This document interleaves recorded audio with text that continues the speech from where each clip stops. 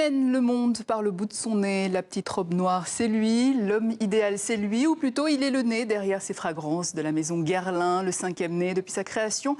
Mais le premier à ne pas s'appeler Guerlain, mais Vasser. Thierry Vasser, bonsoir. Bonsoir. Alors, on va quand même rappeler pour que tout le monde comprenne bien, qu'est-ce qu'un nez? Un nez, c'est un parfumeur. Et donc, ce parfumeur est quelqu'un qui crée ce que vous trouvez en flacon, donc les parfums, mais j'imagine que les parfumeurs essaient de raconter des histoires et que ces histoires sont ensuite encapsulées dans un flacon. Et ces senteurs, vous allez les chercher au bout du monde, c'est ça? Ah oui, je passe 30% de mon temps annuel pour les achats de matières premières et le monde entier est notre jardin. Et combien de temps ça met la fabrication d'un parfum? Alors, l'invention, ça peut dépendre de la fluidité de votre inspiration. Donc, en général, c'est entre 12 et 18 mois. Ah oui, quand même. Oui. Et puis ensuite, eh bien, il y a un process de manufacture. Donc, je travaille toujours à peu près 2 ans avant un lancement. Les matières premières, vous en parlez tout à l'heure, vous les connaissez? Vous en connaissez combien, par exemple? J'ai une petite librairie, là, dans la mémoire, d'à peu près 3000 odeurs. Ah oui, quand même. C'est ce qu'on appelle une mémoire olfactive. Voilà, mais effectivement, la mémoire, plus que, on nous appelle des nez, plus que le nez, la mémoire est ce qui est important pour ce métier. Ça vous agace d'ailleurs qu'on vous appelle un nez? Parce que vous n'êtes pas seulement un nez, évidemment. C'est un outil. En revanche, et j'insiste, je crois véritablement que le parfum est une œuvre de l'esprit. Donc le nez n'est là que pour évaluer ce que l'esprit vous dit. Victor Hugo. Hein, Ah bon? Oui. Alors, je ne suis pas très littéraire, vous m'en excuserez, mais s'il l'a dit, ça doit être absolument vrai. Voilà, il disait que le parfum conduisait à l'éveil de la pensée. Vous êtes d'accord? Belle leçon. En tout cas, vous et les senteurs, c'est une histoire d'amour qui dure depuis tout petit déjà, à Lausanne peut-être? Oui, pas loin. Lausanne, oui, hein, je suis né à Lausanne, j'ai grandi à Montreux à 35-40 km. Et heureusement que je n'étais pas en ville, mais à l'extérieur. Et la nature était extrêmement importante dans ma vie d'enfant et d'adolescent. C'est comme ça que j'y ai appris, si vous voulez, le rythme des saisons qui est tellement important pour moi aujourd'hui dans les achats de matières premières. Et quand est-ce que vous avez su que vous aviez un sens olfactif plus élevé que la moyenne? J'ai su en postulant à l'école de parfumerie de Givaudan à Genève, parce qu'avant je n'avais aucune idée. Ah, donc c'est pas inné? Non, le nez n'est pas inné. Je pense que c'est acquis, absolument. D'accord. D'où l'importance de cette mémoire.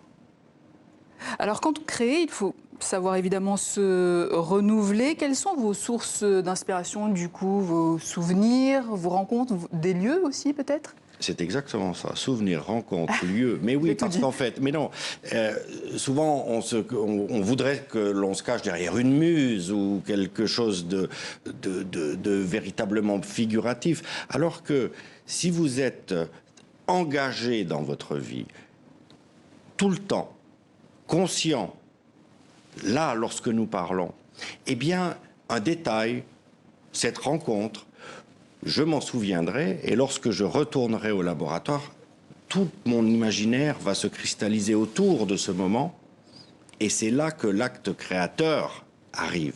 Mais il faut cette étincelle que j'appelle parfois un accident, qui déclenche l'acte créateur. Mais si vous ne vous souvenez pas de cet accident, eh bien vous passez à côté de votre vie et de vos créations. Est-ce qu'un nez peut manquer d'inspiration, du coup? Ça existe, ça? Oui, il y a peut-être des nez qui coulent.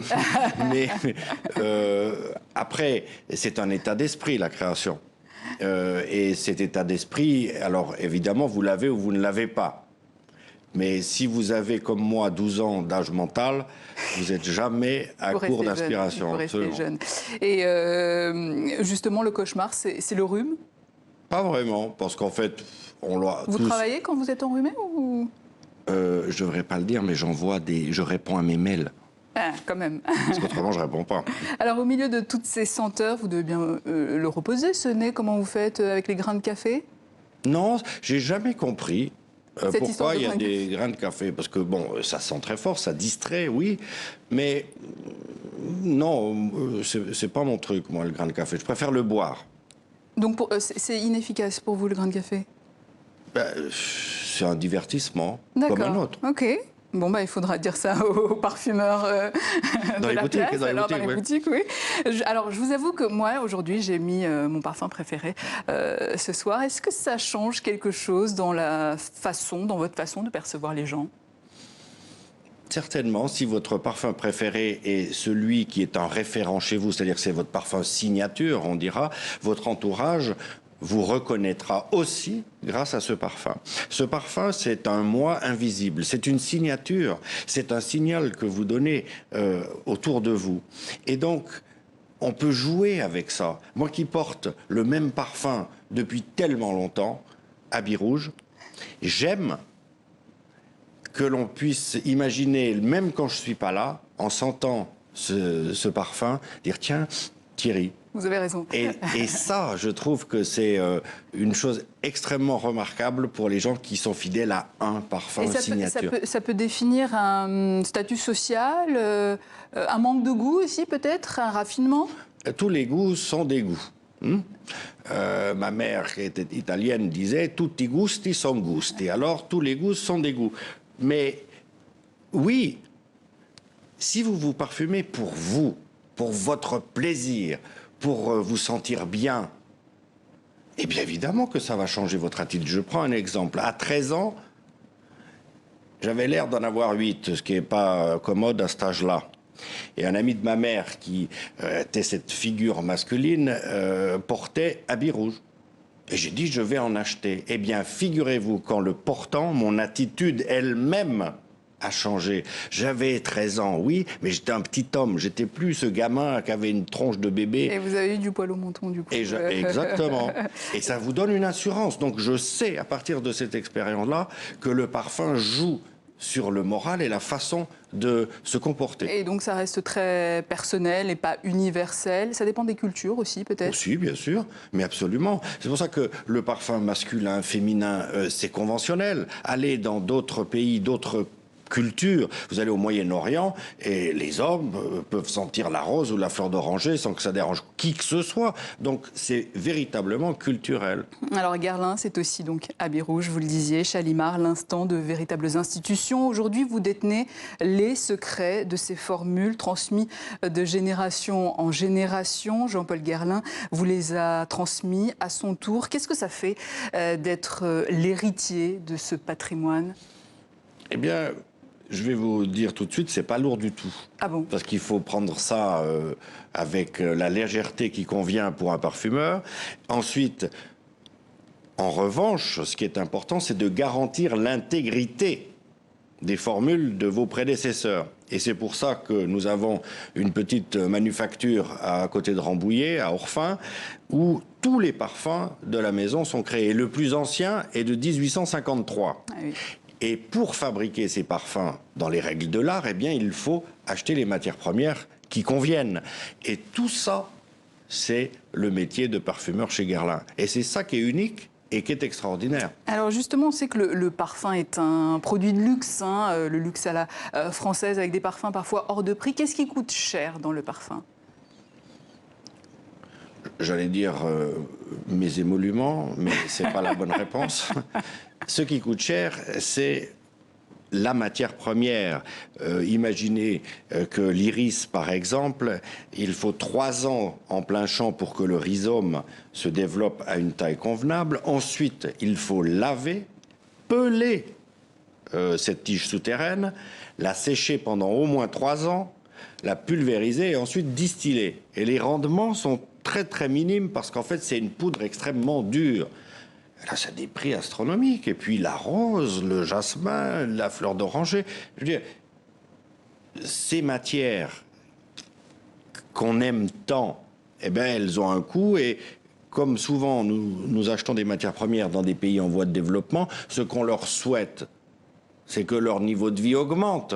Donc on ne peut pas imaginer à un horizon plus ou moins proche, voire lointain, de baisse de prix. Alors, qu'est-ce qui fait la différence dans le succès d'un parfum à l'international?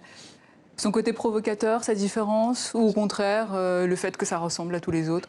Eh ben, si je le savais, d'abord, je ne vous le dirais pas, et puis je ne ferais que des grands succès à l'international, ce qui n'est pas toujours le cas. C'est ça. Le parfum est un art abstrait. Tous les parfumeurs du monde visent la lune. Puis parfois, on se tire dans le pied, mais on ne fait pas exprès. Il n'y a pas de règles, il n'y a pas un savoir pour faire les bonnes recettes. Alors pour finir, je vais vous poser quelques questions. Je vous propose de répondre très rapidement, sans réfléchir. Votre parfum préféré? Habit rouge. Le parfum qui vous insupporte? La cuisine de mes voisins, en général. Non, mais quand on vit en appartement, c'est terrible de sentir la cuisine des autres. Votre Madeleine de Proust? Celui qui vous renvoie un souvenir particulier? L'abricot qui cuit dans un four. Celui que vous auriez aimé créer comme parfum? Oui, il y en a plusieurs. Mais je dirais un vintage Mitsuko de 1919 et puis Terre d'Hermès sans hésiter. Très bon goût. Thierry Vasser, le nez de la maison Guerlain. Je rappelle aussi ce recueil de nouvelles, voyages, de parfums, une sélection à l'issue d'un concours organisé par la maison Guerlain et le Cherche Midi, l'éditeur. Les droits d'auteur seront reversés au Resto du Cœur pour leur atelier de lutte contre l'illettrisme. Merci Thierry Vasser et continuez de nous faire rêver avec vos parfums. Merci beaucoup.